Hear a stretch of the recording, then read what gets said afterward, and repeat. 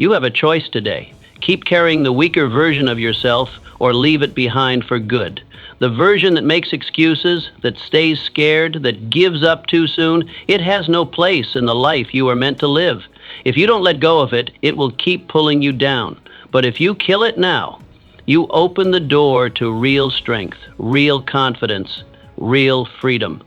It's your time. Don't waste it staying small. In a few moments, you will learn how to break free from weakness and step fully into the powerful life you deserve. You are not finished yet. You might believe that who you are today is the final version of yourself, but that is a tragic mistake. Life never demanded that you freeze into your current form. It demanded that you evolve, stretch, and grow. Growth is not a luxury reserved for the talented or the blessed. It is the duty you owe to yourself and the generations that will follow you. How, then, do you begin? You begin by admitting that the weak version of you is not the real you. It is merely a shadow, a hesitant whisper against the roaring potential placed within you. Imagine an acorn refusing to become an oak tree. What a waste. You are the oak, not the acorn. Each day you stay stagnant, you deny yourself the thrill of seeing what you can truly become. Your comfort zone is nothing but a beautiful prison, adorned with familiar patterns and predictable outcomes. It promises safety, but delivers mediocrity. True growth occurs at the edges of discomfort, where uncertainty meets courage. When you push past what you thought were your limits, you discover they were merely suggestions, boundaries drawn by fear rather than capability. Remember when you first learned to walk? You fell countless times, yet never once did you conclude walking wasn't for you. That childlike persistence, the refusal to accept limitation, is still within you, waiting to be reclaimed. Your potential doesn't diminish with age. It expands with experience. Every challenge overcome adds to your arsenal of strengths. Every failure teaches lessons that success never could. The universe hasn't finished writing your story. There are chapters yet unwritten, talents yet undiscovered, and impacts yet unmade. To settle now would be to close the book prematurely. Look around at nature. Nothing in creation remains static. Rivers carve through mountains, seeds burst through concrete, and stars explode to birth new galaxies. You are part of this ever-evolving cosmos, not exempt from its fundamental law of transformation. So reject the notion that you have peaked. Dismiss the voice that whispers, enough. Embrace instead the exhilarating truth that your greatest self lies ahead, not behind. What dream have you abandoned? What skill have you neglected? What truth have you avoided? These are not random questions, but signposts pointing toward your next evolution. So ask yourself, are you willing to live and die as a faded version of yourself? Or will you rise with the fire of transformation and become the masterpiece you were born to be? The choice, my friend, is entirely yours to make. But know this, you are not finished yet, not even close.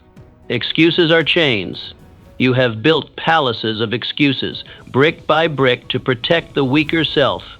But no fortress built on fear can save a soul meant to conquer. Excuses seduce you. They tell you, not today, maybe later. I'm not ready. They dress themselves as wisdom when in truth they are thieves, thieves that rob you of destiny. You must tear down that fortress with the hammer of action. Every time you hear the voice of excuse, act immediately in defiance. Do the thing you fear to do. Step boldly where you feel timid. These excuses whisper comfort but deliver stagnation. They promise protection but ensure mediocrity. The mind is masterful at creating rational-sounding justifications for inaction. I'll start when conditions are perfect, you say, not realizing perfect conditions never arrive. Each excuse adds another link to the chain that binds you. I don't have enough time becomes a permanent condition rather than a temporary circumstance. I don't have the right connections becomes an immovable barrier rather than a challenge to overcome. I'm too old or I'm too young places artificial boundaries on potential that has no age limit. Consider how many dreams lie buried in the graveyard of someday. How many lives of quiet desperation are lived because excuses were embraced rather than exposed. The tragedy isn't in failing, It's in never attempting because you've convinced yourself the attempt isn't worth making. Benjamin Franklin, who faced his weaknesses by creating a personal system of virtues, daily, disciplined. He did not hide behind "not today." He built greatness today and tomorrow and the day after. He understood that excellence is built through consistent action, not occasional inspiration. Your freedom lies in destroying excuses before they destroy you. When the voice of resistance rises, recognize it not as truth, but as fear disguised as reason. The moment you feel reluctance is precisely when action becomes most valuable. Every champion, every innovator, every person of consequence has faced the same inner resistance you face now. What separates them is not talent or luck, but their refusal to negotiate with excuses. They act despite doubt, despite fear, despite imperfect circumstances. The most dangerous excuses are those that sound virtuous, waiting until you're more prepared, until you've learned more, until you've saved enough. These reasonable sounding delays are still delays. Life does not pause while you prepare, it continues without you. Challenge yourself to live one day without a single excuse. Notice how different decisions emerge when "I can't" is removed from your vocabulary. Notice how capability expands when limitations are questioned rather than accepted. The chains of excuse tighten so gradually you barely notice their weight until they've immobilized you completely. Breaking free requires not gradual loosening, but decisive shattering. The bold declaration that from this moment forward, results matter more than reasons. Look within. What excuse have you been nurturing as truth? Are you brave enough to cut it at the root and stand victorious? Whatever justification you've clung to, whatever rationalization has kept you comfortable but small, name it, face it, and demolish it. Your potential awaits on the other side of excuses. Your greatness lies beyond the wall of "I can't." Your destiny unfolds when you exchange explanations for executions. The chains that bind you are of your own making. The key that unlocks them is in your hands.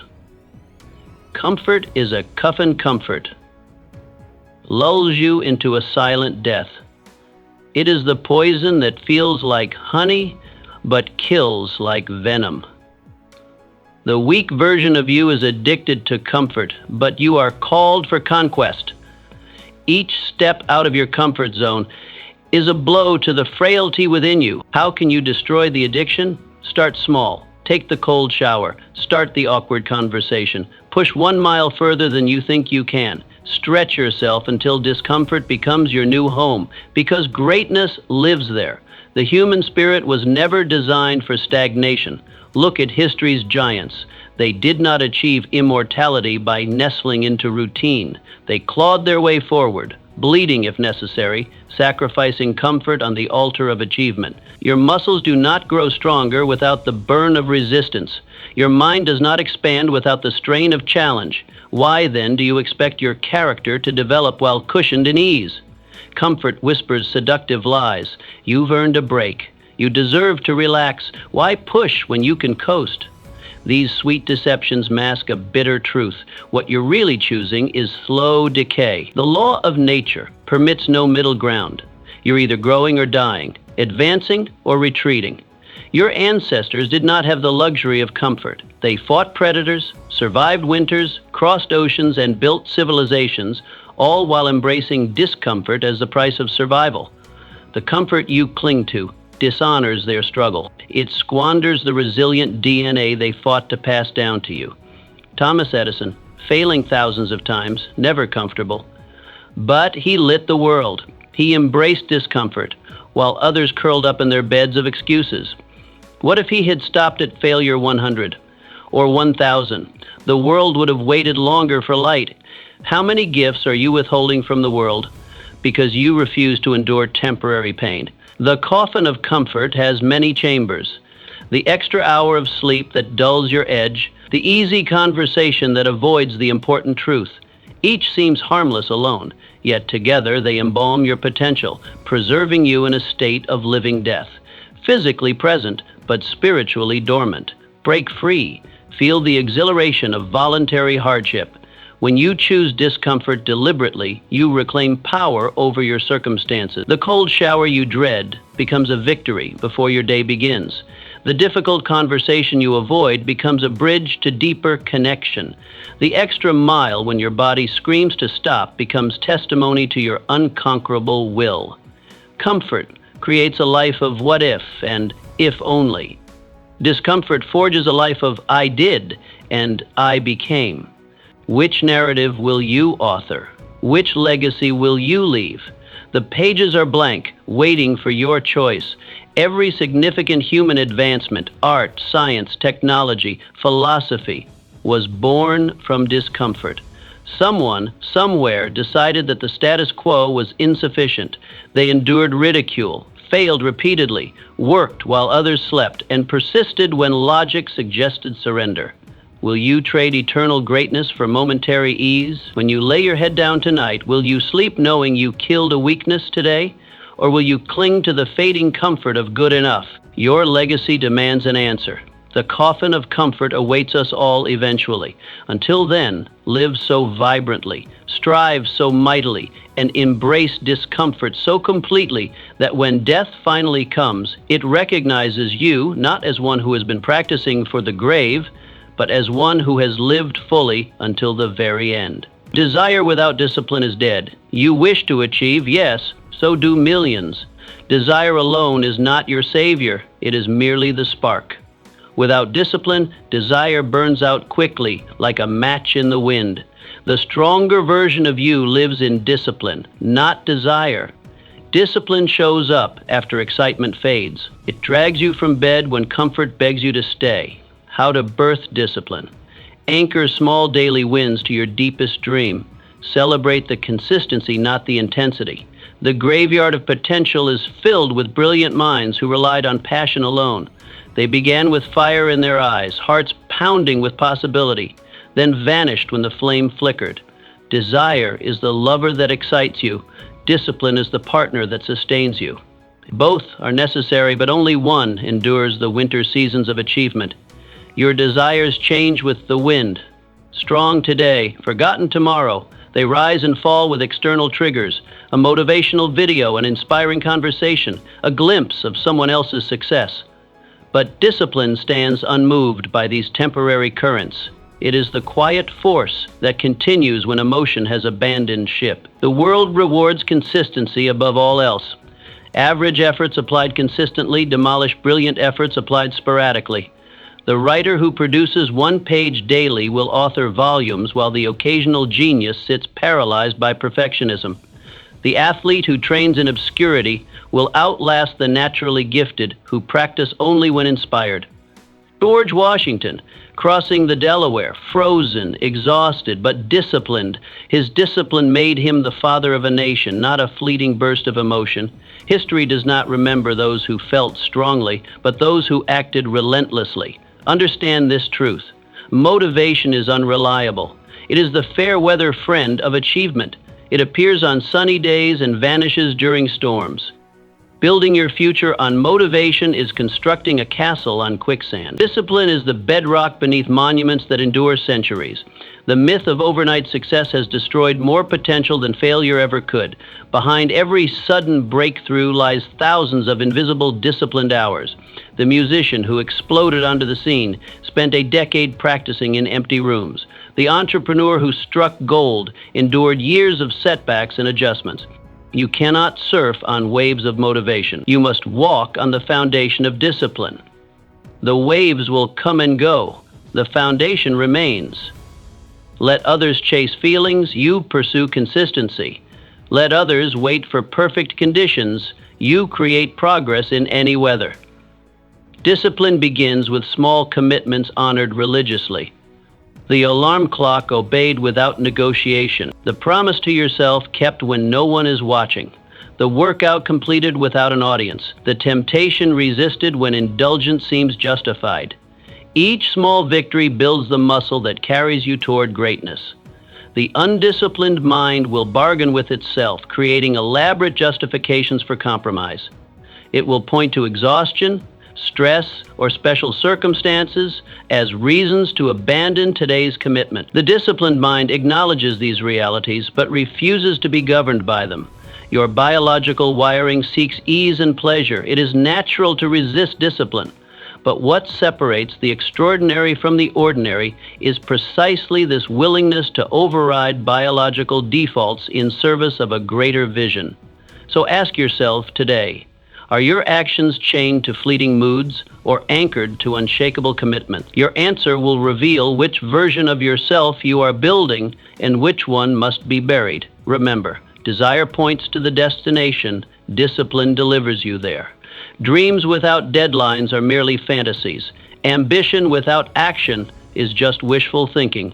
Vision without consistent execution is delusion disguised as aspiration. Build your life on the bedrock of discipline and watch as desires transform into destiny.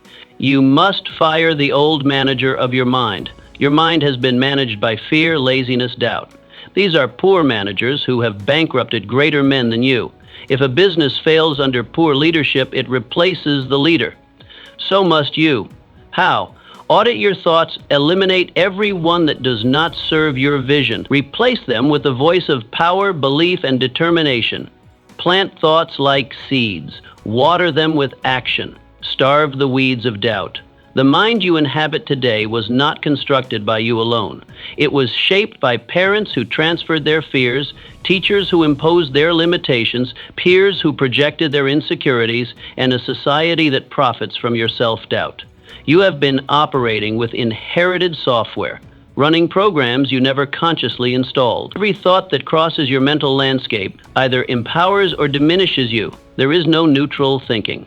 Each mental pattern either pulls you toward greatness or pushes you toward mediocrity. Yet, how carelessly we monitor this constant stream. How passively we allow toxic thoughts squatting rights in our most precious real estate.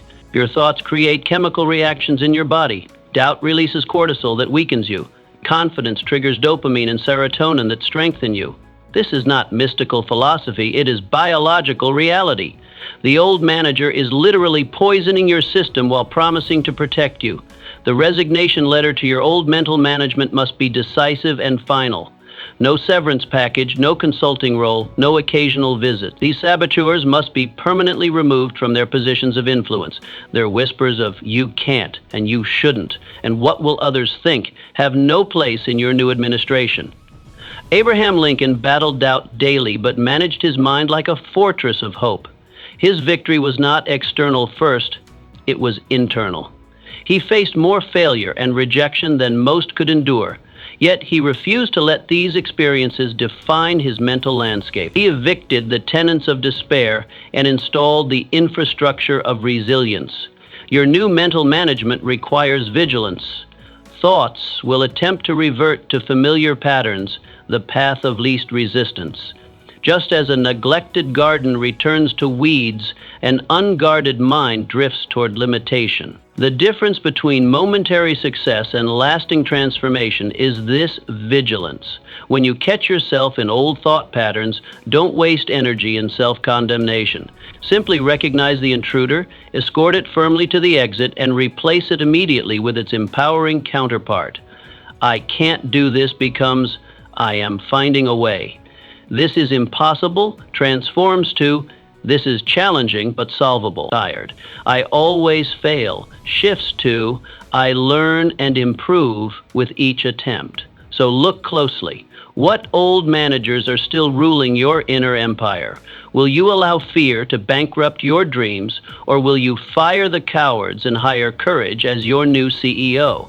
The battle for your destiny is waged first in the silent chambers of your mind, where no one witnesses the conflict but you. The restructuring of your mental corporation may be the hardest work you ever do. It requires confronting comfortable lies and embracing uncomfortable truths. It demands vigilance when you're tired and discipline when you're distracted. But no external achievement will ever compensate for this internal failure. Your mind is the soil. What you plant, you shall harvest. Choose wisely, for your future is standing by, waiting to be born. The world you experience tomorrow is being cultivated in the garden of your thoughts today. The old managers promise safety but delivered imprisonment. The new leadership promises nothing but possibility and delivers nothing less than freedom. You are not your failures. The weak self clings to past failures like trophies of defeat, but failure is not a reflection of your worth. It is simply tuition paid for wisdom. You are not the sum of your mistakes. You are the sum of what you choose to become after them. How do you sever this old identity? Begin by celebrating every lesson learned, not every wound received. The human mind has a dangerous tendency toward fixation, attaching memories to emotions and replaying them as identity. I failed quickly becomes I am a failure. This subtle linguistic shift creates a prison of self-perception more confining than any physical cell. The bars are invisible but equally restrictive. Your mistakes, those moments of judgment clouded, of effort unrewarded, of vision unrealized, are events, not essence. They are data points, not definitions. They are what happened to you, not who you are. This distinction is not mere semantics. It is the gateway to your liberation. Consider how absurd it would be to define a vast landscape by a single patch of ground, or an entire ocean by one wave that crashed upon the shore. Yet how willingly we reduce our complex, limitless nature to our worst moments, our greatest disappointments, our most painful failures. Henry Ford, who bankrupted himself multiple times before building an empire, each fall taught him how to rise stronger, more determined, more unstoppable. Did history remember his bankruptcies, or did it remember the revolution in manufacturing he ultimately created? His failures were necessary ingredients in his success, not contradictions to it. The paradox of human achievement is that failure often serves as its foundation. The master became a master by failing more than the novice has even attempted. The innovation that changes the world emerges from a graveyard of attempts that didn't work. The unshakable confidence that inspires others is forged in the furnace of past inadequacies overcome. You must remember, failure is only fatal to those who surrender their will. Failure without reflection is wasted pain. Failure with reflection becomes education you could not have purchased elsewhere at any price. The question is not whether you will fail. This is inevitable for anyone attempting anything worthwhile.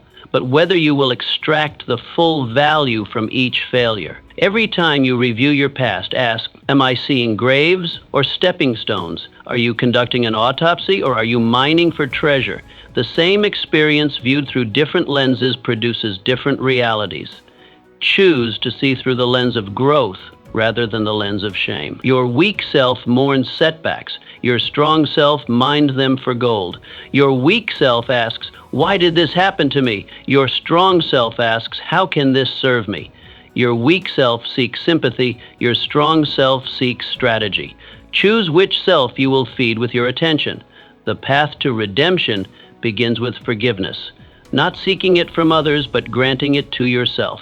Release the grip of perfectionism that makes failure unacceptable. Embrace the humility that makes failure instructive. Stand tall in the knowledge that your worst mistake is not the period at the end of your story, but merely a comma in a narrative still unfolding. So I ask you, what if every mistake you've made was setting you up for your greatest masterpiece? What if the depth of your falls is precisely what will give height to your eventual rise? What if the darkness you've walked through is exactly what qualifies you to lead others toward the light? You are not your failures. You are what you choose to become because of them. Identity must become a decision, not a discovery. Stop waiting to find yourself. Decide who you will become. Then live accordingly. Identity is not hidden treasure. It is a structure you must build. Too many of us wander through life like explorers without a map, hoping to stumble upon our authentic selves hidden in some remote cave of circumstance. We wait for epiphanies that rarely come, for someone to tell us who we are, or for life to shape us into something meaningful. This passive approach leaves our potential dormant, wasting precious years adrift in uncertainty. Identity is not something you uncover, it is something you forge. The most extraordinary lives are built by those who chose their identity with deliberate intention, then aligned every action to manifest that vision. They understood a profound truth. You become what you consistently do. Begin by writing a declaration of the man or woman you choose to be. What values will you embody? What skills will you master? What impact will you have on others? This is not wishful thinking, but architectural planning.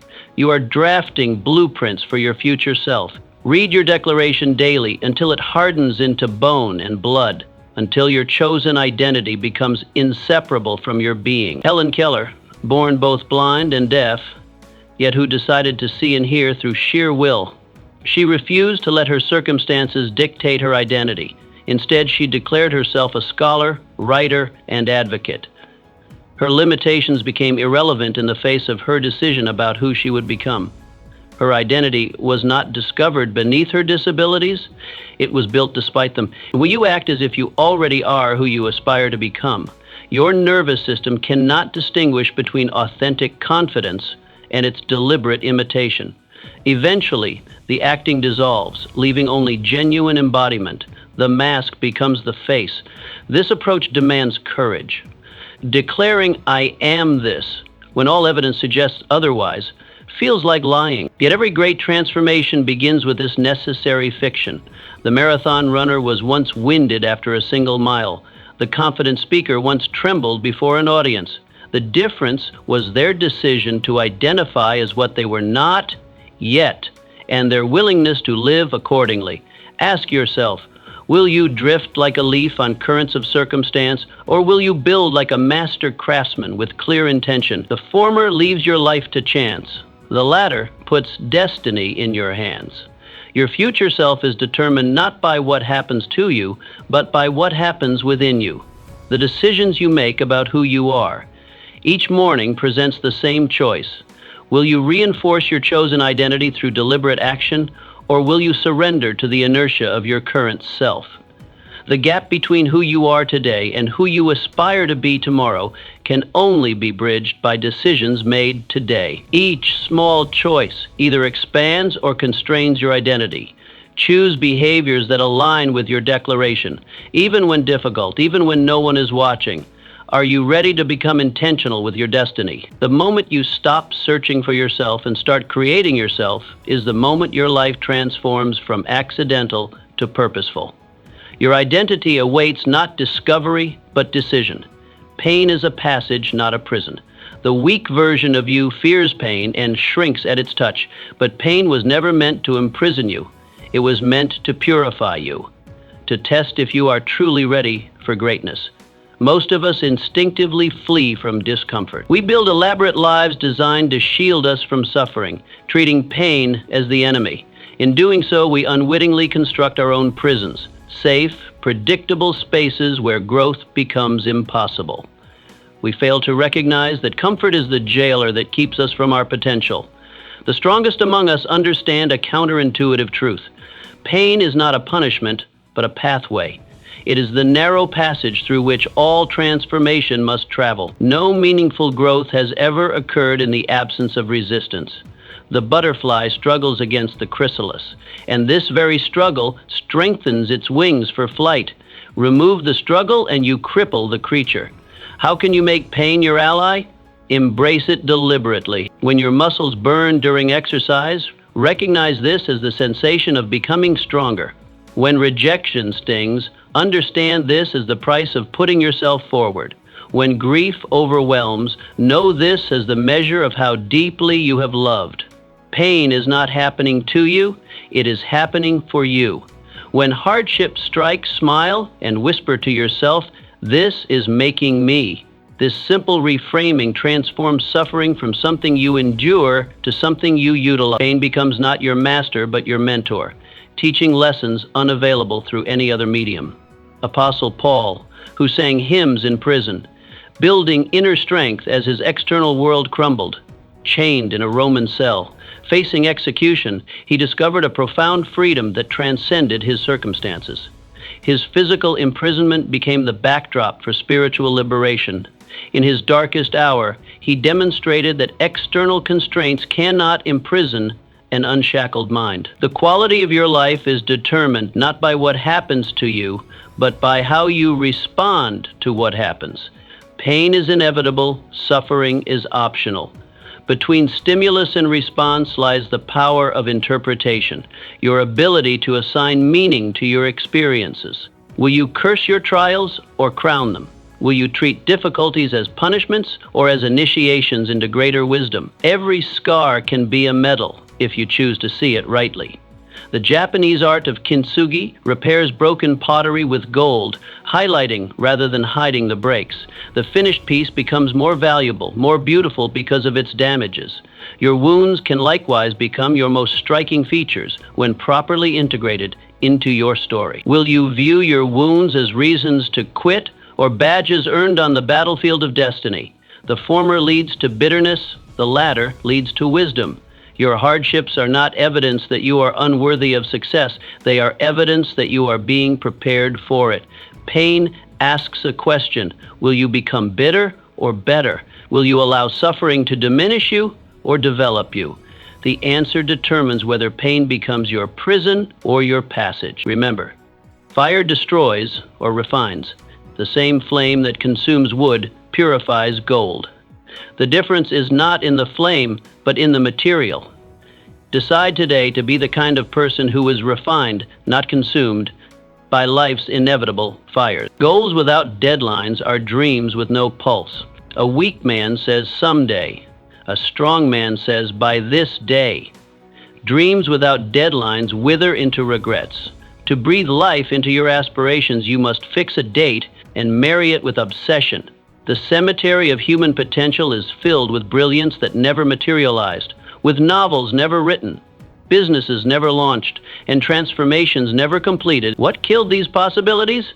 Not lack of talent or opportunity, but the slow poison of indefinite timing.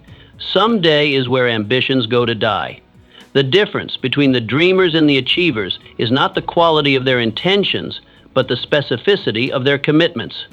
Vague aspirations produce vague results.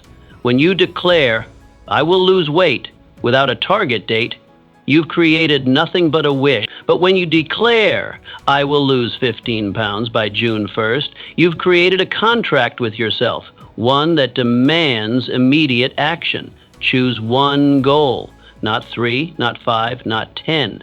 The force of your focus diminishes with every additional target. Select the objective that, once accomplished, will create the greatest positive cascade in your life. Then set a bold but realistic deadline. Bold enough to demand your greatest effort, realistic enough to remain within the realm of possibility. This balance prevents both complacency and disillusionment. Then move heaven and earth to meet it. A deadline without corresponding intensity is merely a suggestion. Your level of obsession must match the magnitude of your goal. Reorganize your schedule, eliminate distractions, and redirect resources. Make your deadline so sacred that breaking it would feel like betraying your deepest self. Napoleon Bonaparte, who set swift campaigns, not endless ones. His military genius wasn't just strategic brilliance, but temporal discipline. While his opponents planned extended conflicts, Napoleon understood the psychological power of compression, how urgency focuses the mind and intensifies action. He understood that the longer you wait, the weaker the vision grows. Time erodes enthusiasm. Motivation, like a fire, requires constant feeding or it extinguishes. Your goals deserve urgency because your life is not infinite. Each passing day represents opportunity that can never be reclaimed. The hard truth is that time respects neither your potential nor your intentions. It passes with absolute indifference to your unfulfilled ambitions. The deadline serves another crucial function. It transforms abstract aspirations into concrete projects. Without a time frame, the mind cannot properly allocate resources or measure progress. The amorphous goal floats eternally in the realm of what could be rather than descending into the workshop of what is becoming.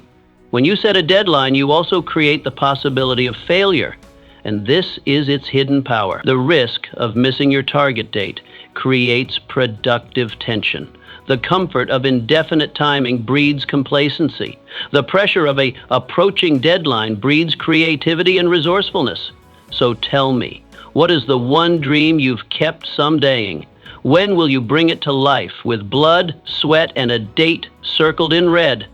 The power to transform intention into reality awaits in your answer. Choose your deadline, not as a loose suggestion, but as an unbreakable covenant with your future self. Write it down, announce it to someone who will hold you accountable.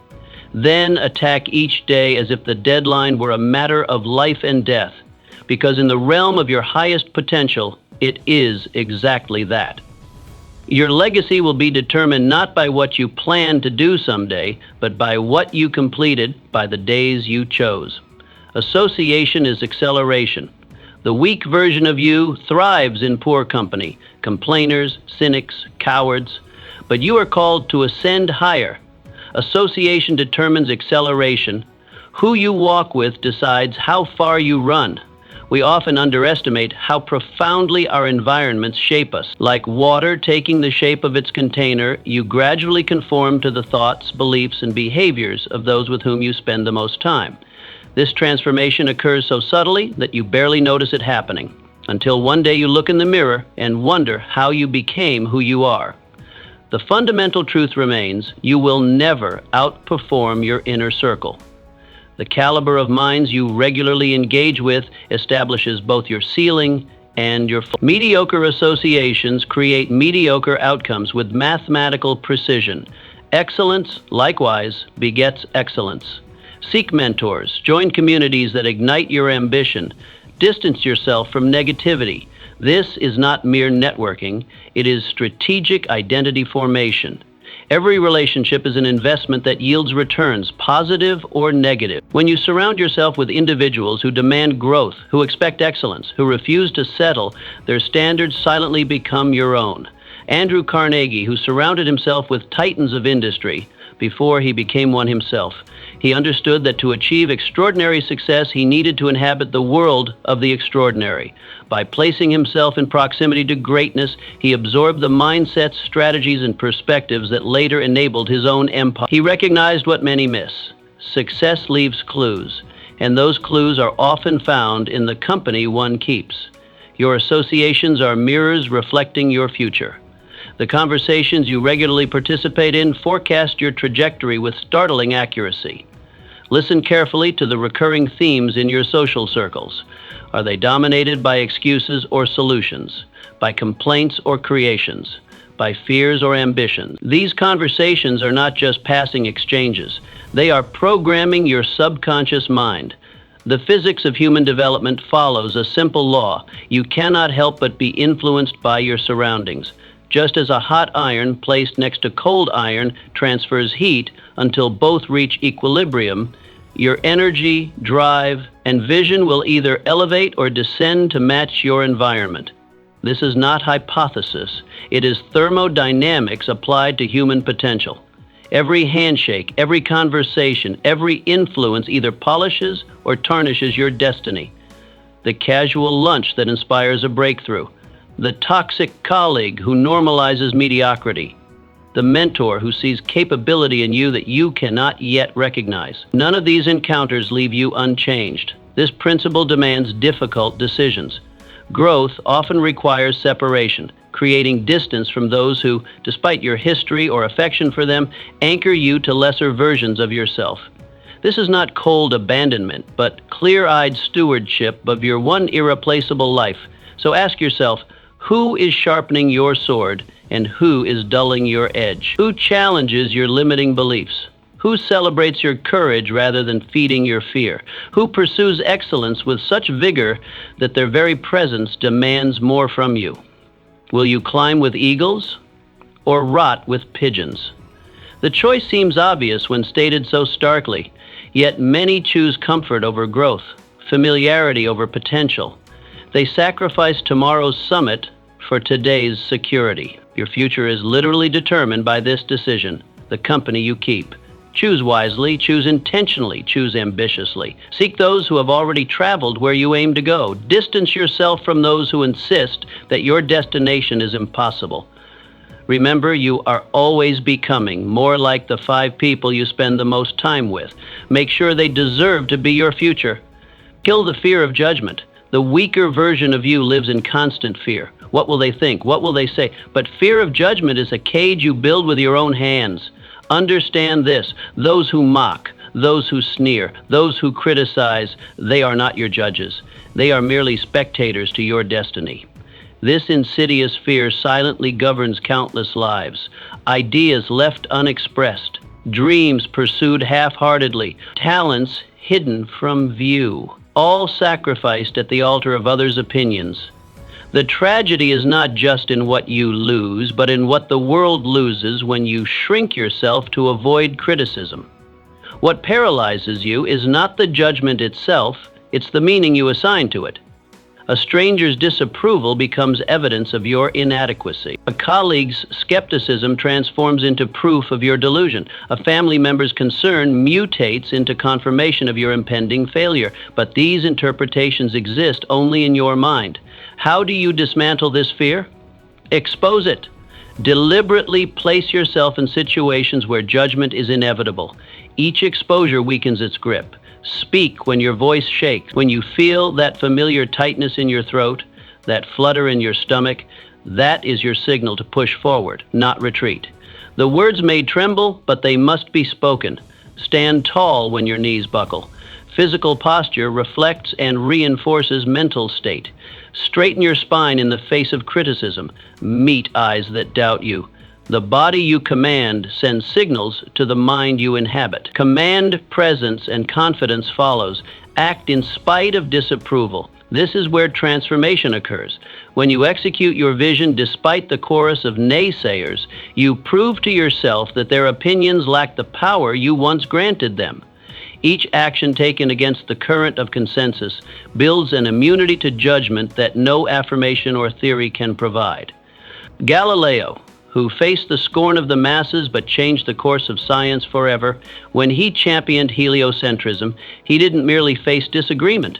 He confronted the full force of religious doctrine and cultural consensus. The ridicule was relentless, the consequences severe. Yet he understood that truth doesn't require unanimous approval. History vindicates the courageous, not the conformist. The fundamental question is this: are you living to be applauded or to be fulfilled? These paths occasionally align, but frequently diverge.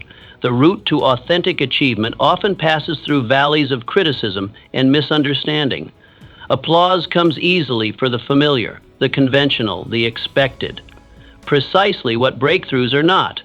Those who fear judgment most intensely often believe others think about them more than they actually do. The spotlight effect blinds you to a liberating truth. Most people are too consumed with their own journeys to catalog your stumbles or scrutinize your choices. Their judgment is fleeting, if it materializes at all. Would you rather drown in their opinions or sail toward your true north? The former guarantees spiritual death, a life lived through others' eyes.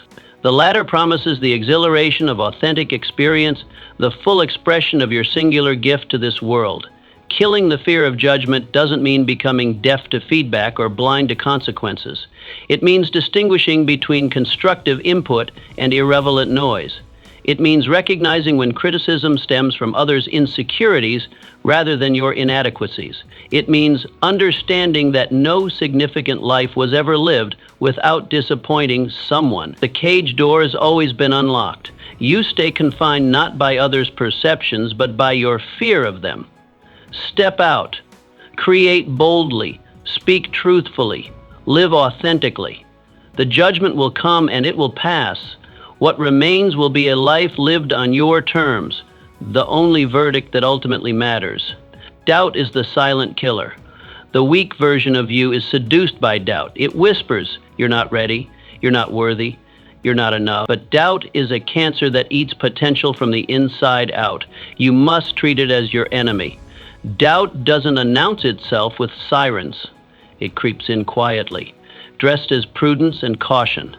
It masquerades as wisdom, convincing you that hesitation is the same as careful consideration. This is its greatest deception, making you believe that paralysis is protection. The most dangerous aspect of doubt is how reasonable it sounds. It doesn't urge you toward obvious self-destruction. Instead, it suggests you wait just a little longer, prepare just a bit more, gather slightly more evidence before acting. And in this seemingly sensible delay, your dreams quietly suffocate. How do you combat this insidious force? Overwhelm it with action. Doubt cannot survive in the presence of momentum. It thrives in stillness, but dissolves in movement. When doubt says wait, you sprint. When your mind fills with reasons why your business might fail, launch it anyway. When your heart races at the thought of speaking your truth, speak it louder. When doubt says hide, you roar. Visibility is doubt's kryptonite. The moment you step into the light, showcasing your work, voicing your ideas, standing behind your convictions, doubt loses its shadowy hiding places. It cannot survive exposure to reality. Wright brothers mocked for believing man could fly, yet they built wings while others mocked. They faced not only their own internal doubts, but the collective skepticism of society. Experts dismissed their efforts as foolish. Newspapers ridiculed their attempts. Yet they continued building, testing, failing, and refining. Had they yielded to doubt, their own or others, human flight might have been delayed by decades. This pattern repeats throughout history. Every breakthrough first appeared impossible until someone refused to be paralyzed by doubt. The 4-minute mile, space travel, revolutionary technologies, all required moving forward through walls of uncertainty. How many miracles in your life have been aborted by doubt? Count them. The business you never started, the relationship you never pursued, the skill you never developed, the risk you never took. Each represents not just a missed opportunity, but an alternative version of you that never came to be. Doubt doesn't just steal achievements, it steals identity. It prevents you from becoming who you might have been. This is its true devastation, not just what you failed to do, but who you failed to become. Are you ready to crush the serpent of hesitation and fly? This requires a fundamental shift in perspective. Instead of treating doubt as a warning to be heeded, recognize it as resistance to be overcome. Its very presence often signals that you're pushing boundaries, growing beyond comfortable limitations. Develop a reflexive response to doubt, immediate action. When uncertainty strikes, do the very thing you're uncertain about. Train yourself to interpret doubt not as a red light, but as a green one, a signal to accelerate, not brake. This doesn't mean acting recklessly or without preparation. It means recognizing when adequate preparation has become excessive, when prudence has become procrastination, when caution has become cowardice. Execution exposes doubt for what it truly is, mostly imaginary. The monsters in the dark disappear when you turn on the light. Similarly, the catastrophes doubt predicts rarely materialize in reality. Your life's trajectory will be determined not by the opportunities you're given, but by your response to the doubt that accompanies them. Will you be seduced by its whispers, or will you move forward despite them? Will you allow internal hesitation to dictate external results? The antidote to doubt is decision followed by action. Decide who you will be. Act accordingly. Let doubt scream while you build your wings and fly. Victory belongs to the perseverers. The weak self quits too soon. It sees obstacles as omens. But greatness was never reserved for the sprinters. It belongs to the marathoners. Perseverance is your sword and shield. In a world fixated on instant results, we've lost the ancient wisdom that triumph requires tenacity.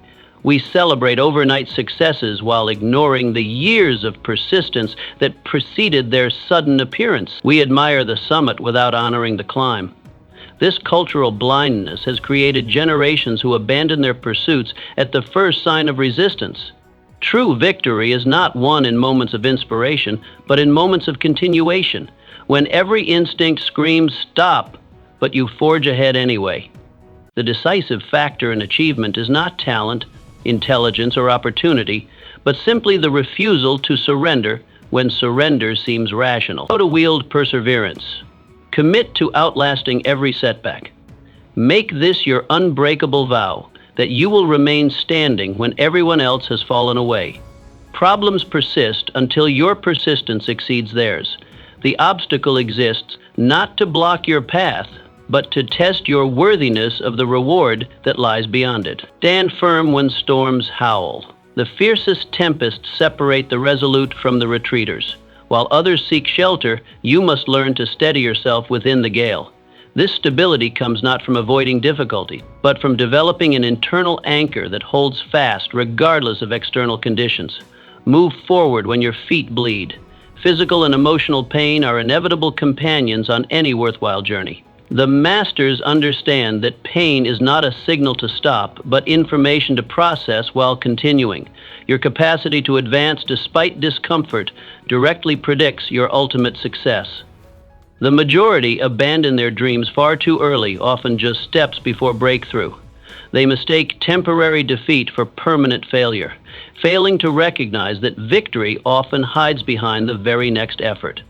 Like miners who drill 99 feet without finding gold, then quit just 1 foot away from the vein, they leave their treasures forever buried.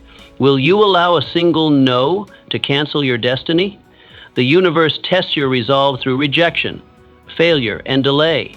These are not punishments, but qualifiers, filters that separate the determined from the dilettantes. When you encounter resistance, recognize it as an opportunity to prove your commitment, not as evidence of your inadequacy. Or will you decide that nothing, absolutely nothing, has permission to make you quit? This declaration establishes an unbreakable contract with yourself. It shifts perseverance from occasional choice to fundamental identity. You no longer try to persevere. You become a perseverer, someone for whom continuation is as natural as breathing. The weak abandon ship when waves crash against the hull. The strong repair the damage while maintaining course. The extraordinary recognize the storm itself as part of the journey, not a deviation from it, but an essential element of it. Your legacy will be determined not by how brilliantly you begin, but by how stubbornly you continue. When talent fails, when luck turns, when motivation wanes, perseverance remains. It is the quality that transmutes dreams from ethereal possibilities into tangible realities.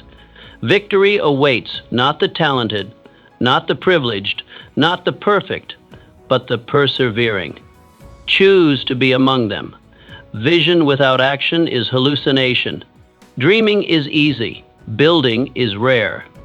The weaker self dreams vividly, but acts feebly. Vision without movement is self-delusion. You must marry imagination with execution. Our minds are magnificent architects, constructing elaborate futures in stunning detail. The business empire, the transformed body, the masterpiece creation.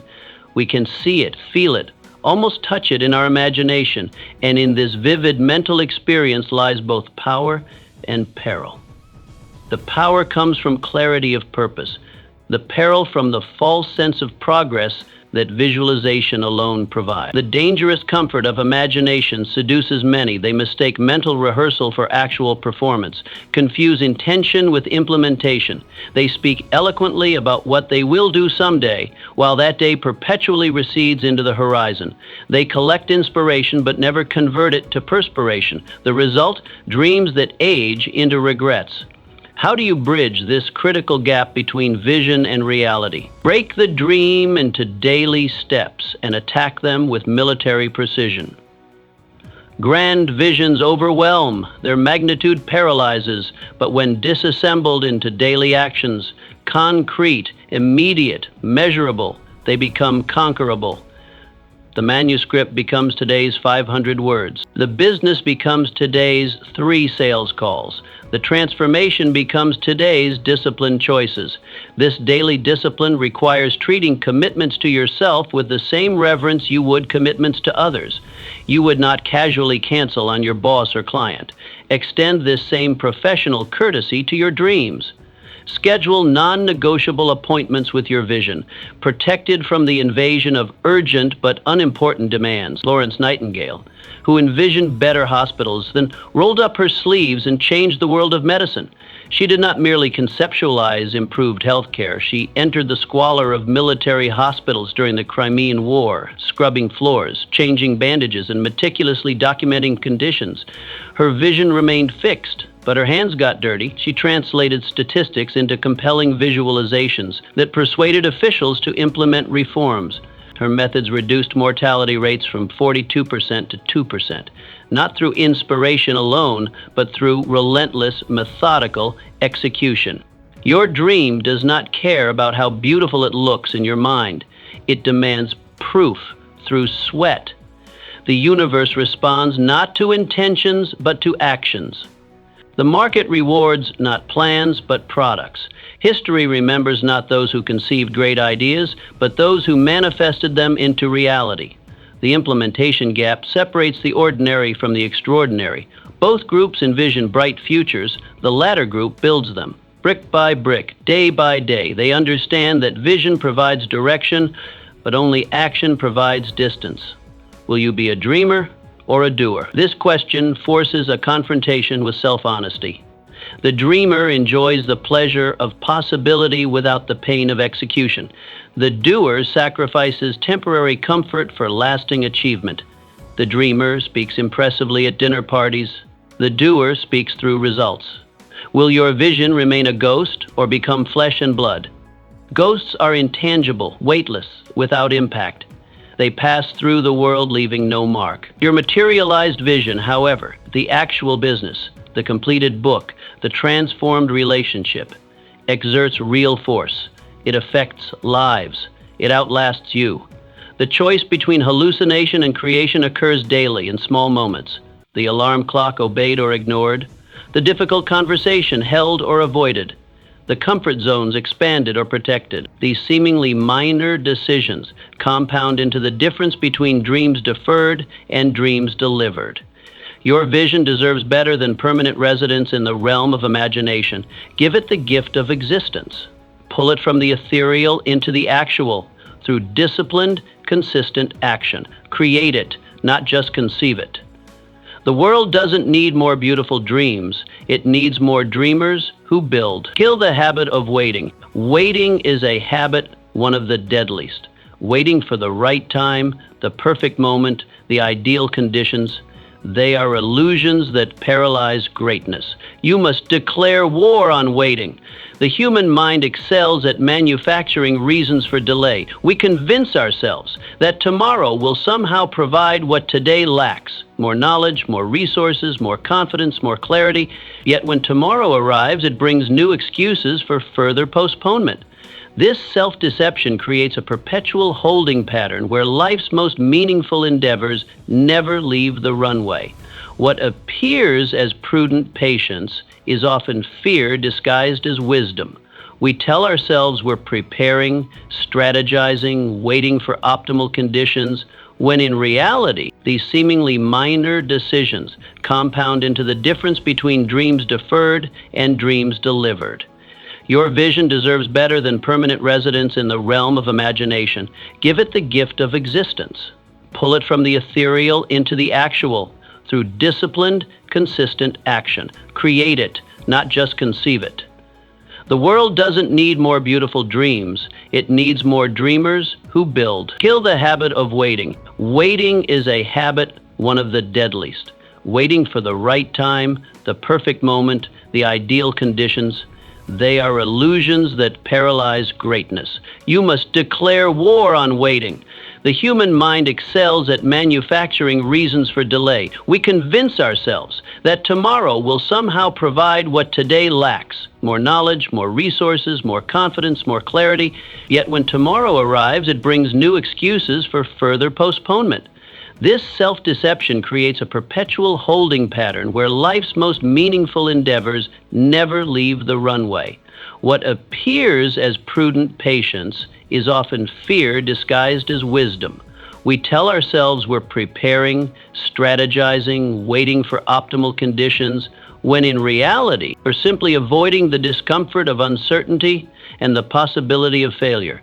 This hesitation feels safe, but exacts a tremendous cost: unrealized potential, untapped talent, unlived life. How do you break this deadly pattern? Start before you feel ready. Readiness is a myth perpetuated by those who wait forever. The truth is that no one feels completely prepared when beginning anything worthwhile. The sensation of readiness follows action. It does not precede it. Your capabilities expand through engagement, not contemplation. Begin while the ink of uncertainty is still wet. Perfectionists wait for absolute clarity before taking the first step. They demand guarantees that don't exist. Meanwhile, the achievers move forward with partial information, knowing that engagement with reality provides the feedback necessary for refinement. They understand that clarity emerges from movement, not from waiting for it to appear. Alexander Graham Bell, who invented the telephone while others were still thinking about it. While contemporaries conceptualized communication devices in theory, Bell was building prototypes, experimenting with vibrating reeds, testing electromagnetic transmitters. His famous words could never have been transmitted had he waited until all technical questions were answered before beginning his work. Movement creates clarity. The fog of uncertainty disperses not through contemplation, but through action. Each step taken reveals the next step, illuminating a path that was invisible from the starting point. The answers you seek aren't waiting in your mind. They're embedded in the process of doing. Action births opportunity. The universe responds not to intentions, but to motion. When you begin moving toward your goals, coincidences multiply, connections form, resources appear. These aren't mystical phenomena, but natural consequences of engagement with the world. Opportunities don't come to those who wait, they come to those already in motion. So answer me, how much longer will you wait? Count the days already lost to hesitation. Measure the opportunities already missed through delay. Calculate the growth already forfeited to tomorrow, thinking. The accounting is sobering. Until the grave, death does not arrive with an announcement giving you time to finally begin what you've postponed. It comes suddenly, indifferent to your unfulfilled intentions. The cemetery is filled with unwritten books, unlaunched businesses, undeclared loves, all waiting for a perfect moment that never arrived. Until the dream decays inside you, dreams have expiration dates. They don't die suddenly, but fade gradually, eroded by prolonged inaction, until they become mere ghosts of what might have been. The passion that once burned brightly dims to embers, then to ash. Or will you seize today with the violence of purpose and the hunger of destiny? This is the only question that matters. Purpose must be violent, not in harming others, but in breaking through your own resistance. Destiny must be hunted, not awaited. It demands pursuit with relentless urgency. The habit of waiting ends today, not tomorrow, not when conditions improve, not when you feel more confident. Today. The clock is ticking. The world is waiting. Your life is passing. Begin now. Character is forged in darkness. The weaker version of you demands applause and recognition at every step. But true character is not forged under the bright lights. It is built in the unseen hours, in the silent battles, in the lonely nights when no one is watching. We live in an age of performative achievement, where worth is measured in likes, shares, and public validation. We've been conditioned to believe that effort without acknowledgement is effort wasted. This deception has created generations seeking constant affirmation, perpetually sharing their journey while neglecting the depths that true transformation requires. Character is built in the darkness, in those moments when no external force compels you forward except your own internal It forms in the pre-dawn workouts when your bed still calls to you. It develops in the extra hours of practice when your competitors have gone home. It crystallizes in the ethical choices made when no one would ever discover your compromise. How do you strengthen it? Stay faithful when no reward is promised. The amateur works for immediate compensation, recognition, praise, monetary gain. The master works for the work itself, finding fulfillment in the quiet satisfaction of excellence pursued. This loyalty to purpose rather than praise separates those who make lasting impact from those who create temporary impression. Build when no applause is given. The foundation of every great achievement lies beneath the surface, invisible to admirers. These unglamorous, unwitnessed efforts determine what your visible success will eventually support. The depth of your foundation determines the height of your achievement. Abraham Lincoln, who suffered defeat after defeat, yet each private loss sculpted him into the leader who would save a nation. Before becoming president, Lincoln endured business failure, electoral defeats, the death of his sweetheart, and a nervous breakdown. He spent countless hours educating himself by candlelight, developing his mind and character away from public view. These unseen struggles weren't mere obstacles to his destiny. They were its essential ingredients. Each private hardship chiseled away weakness, leaving the marble of character that history now reveres. The darkest periods of your life aren't punishment, they're preparation. They reveal what you're truly made of when stripped of external validation. Will you crumble when no one applauds? Or will you continue building? Will the absence of recognition extinguish your effort, or will you find sustenance in purpose that transcends validation?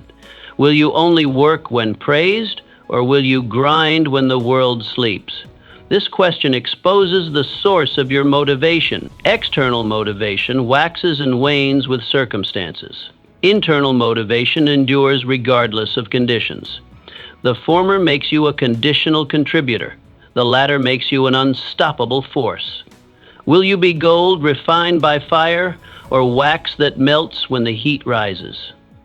Gold emerges from fire more pure, more valuable, its impurities burned away. Wax cannot withstand the same conditions. It loses form, becomes unrecognizable. The difference isn't in the intensity of the fire, but in the nature of the material. The same adversity that destroys one character tempers another. The world is filled with those who shine briefly under favorable conditions. Rare are those who develop the capacity to generate light in darkness. Cultivate this rarity. Build your character not for display but for durability, not to impress but to endure. True achievement happens in shadow before it happens in light. Let others chase applause while you chase excellence. Let them build their image while you build your character. The former fades with changing fashion, the latter stands when everything else falls. Remember, the depths to which you've been tested in darkness determine the heights to which you can rise in light. Energy flows where attention goes. In a world overflowing with distractions, your greatest asset is not your intelligence or even your time. It is your attention. The scattered version of yourself moves aimlessly through life, pulled in countless directions by the tyranny of the urgent, never establishing dominion over what truly matters. Your attention is the currency of your existence. Where you direct it determines what grows in your life and what withers away. This is not mysticism. It is the practical reality of how human development works. The mind that wanders without discipline resembles a garden untended. Weeds overtake what could have been bountiful. Meanwhile, concentrated attention transforms ordinary skills into extraordinary capabilities. The violin player who practices with complete presence for 2 hours achieves more than another who practices for 5 while mentally elsewhere. Nikola Tesla understood this principle intimately. While contemporaries squandered precious hours in social obligations and entertainment, Tesla immersed himself completely in his work. His legendary breakthroughs came not from superior intellect alone, but from the unusual intensity of his focus. The mind is sharper and keener in seclusion and uninterrupted solitude, he noted. His genius was inseparable from his capacity to direct attention with laser precision. This principle applies equally to relationships, creative endeavors, and personal growth. Marriages deteriorate not from catastrophic events, but from chronic inattention. Books remain unwritten, not from lack of time, but from fragmented focus. Transformation eludes us, not because we lack capacity, but because we distribute our energy too thinly across too many concerns. To reclaim your attention requires ruthless prioritization. Begin by acknowledging that you cannot do everything. The calendar reveals the truth. When you say yes to one thing, you inevitably say no to something else. Make these choices consciously rather than by default. Guard your attention as vigilantly as a king protects his treasure. Create boundaries that protect your focus from invasion. Establish periods of deep work where nothing penetrates your concentration. Learn to disappoint people in small ways now, rather than in profound ways later. The quality of your future directly correlates with how deliberately you direct your energy today. Each moment of focused attention compounds like interest, building toward mastery, while the scattered mind remains perpetually at the starting line. When you feel resistance to focusing on important work, recognize this as the critical moment. Lean into the discomfort. The capacity to redirect wandering attention back to what matters is a muscle that strengthens with use.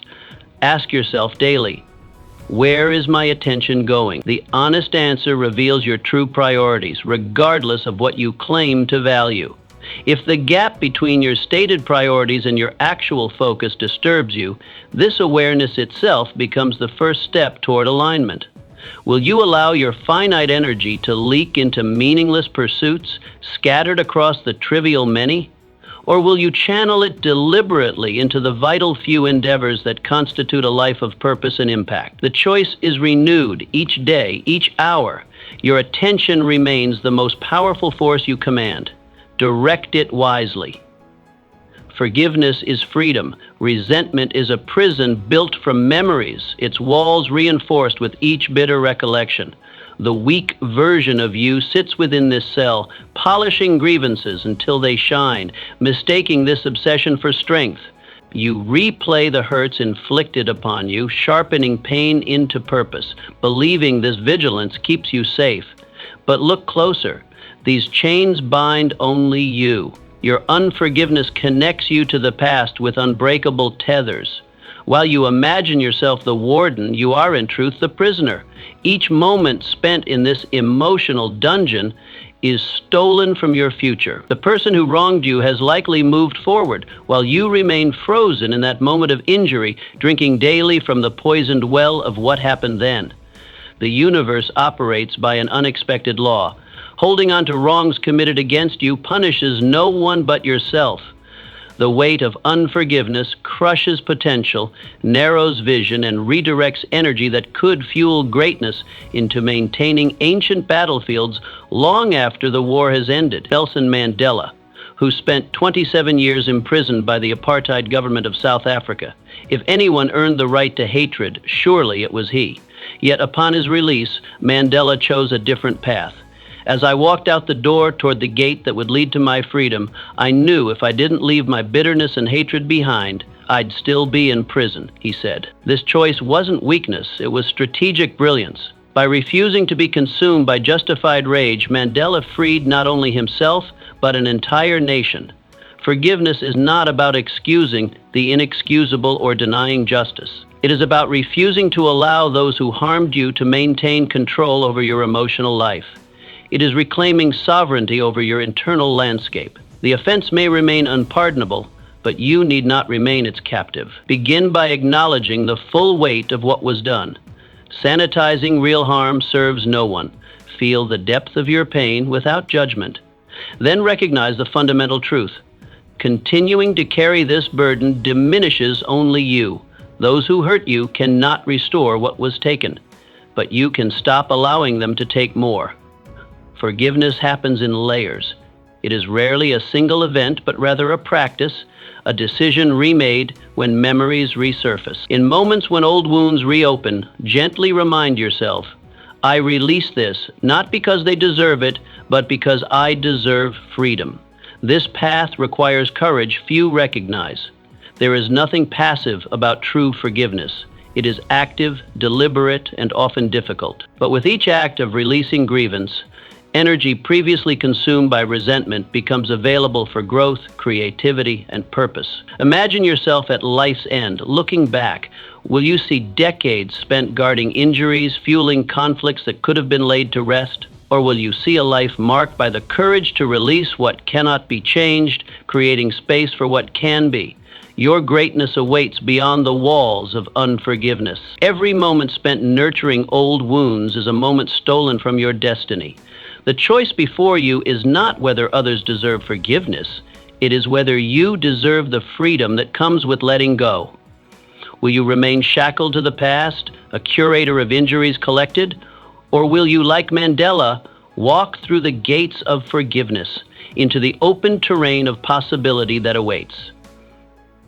The keys to your liberation have always been in your hand. Kill the need for validation. The hunger for approval is mankind's oldest addiction. The weak version of you crafts entire days around it, rehearsing humble brags, strategically revealing accomplishments like bait on a hook. Each compliment, each impressed glance delivers a hit of dopamine that temporarily soothes the gnawing question beneath it all: am I enough? But this validation is counterfeit currency. No amount will ever fill the void, because external approval is designed to evaporate, leaving you empty-handed and craving more. The cycle is endless. You achieve, you display, you receive momentary validation, then return to the hunger, slightly more desperate than before. True power emerges only when you sever this dependency. The person who no longer needs the world's affirmation becomes unstoppable. They make decisions unclouded by how they'll be perceived. They pursue what matters rather than what impresses. They speak truth without calculating its reception. This independence is the foundation of authentic achievement. Breaking this addiction begins with brutal self-honesty. Examine your motivations. Are you working to create something worthy or to be seen creating something worthy? Are you helping others because it matters or because it positions you as virtuous? Are you pursuing goals that resonate in your soul or goals that will command respect when announced at gatherings? Commit to principles that would matter even if no one ever knew you held them. Build competence that stands independent of recognition. When your identity is anchored in purpose rather than perception, the opinions of others lose their gravitational pull. Anonymous builders of civilization's greatest works, the craftsmen who laid stones for cathedrals they would never see completed, the early architects of Rome who created foundations still standing 2 millennia later. They worked without cameras, without social platforms, without the possibility of viral recognition. Their validation came from alignment with purpose and excellence in execution. The work itself was enough. Practical steps emerge from this example. Start by practicing private excellence, doing superb work where no one will notice. Clean thoroughly behind furniture that will never be moved. Write journal entries no one will read with the same care you'd give public work. Master skills without posting updates on your progress. Next, impose a validation fast. Delay sharing achievements. Let compliments sit without immediately reciprocating. Post nothing for the sake of reaction. Feel the discomfort this creates and recognize it as withdrawal from a powerful drug. Then redirect that energy toward depth, deep work, deep relationships, deep self-acknowledge. As you build a life of substance, the strange paradox emerges. The less you need validation, the more genuine respect naturally flows toward you. People sense the difference between those performing for approval and those simply embodying their truth. This transformation isn't completed in a day. The addiction runs deep, woven through your neurology and psychology since childhood. But with each choice to act from integrity rather than impression management, the hold weakens. Ask yourself, are you building to impress or building to endure? Are you creating a life of substance or a carefully crafted appearance of one? What would you continue doing if no one ever noticed or praised you for it again? When you kill the need for validation, you finally begin to live without performance. You step into the arena not to be seen, but to contribute something real. And in that authenticity lies a power that no amount of external validation could ever provide. The time is now. The weaker self whispers, later. The champion roars, now. Time is the great equalizer. It cares not for your intentions. Only your actions matter. How can you seize it? Act today, move today, build today. No perfect timing will arrive, only this precious, imperfect moment. Joan of Arc, a teenage girl who seized destiny by charging into battle when wiser voices said, wait. Your future is not in tomorrow. It is in this decision, right now. So I ask you, what are you waiting for? Kill hesitation. Strike decisively. The clock is ticking. and history is watching. If you're ready to rise above your limits, crush your doubts, and claim your true power, start your transformation today. Don't wait for permission. Don't wait for the perfect moment. The weak version of you will keep making excuses. The strong version takes action. Decide now. Step up. Become who you were always meant to be.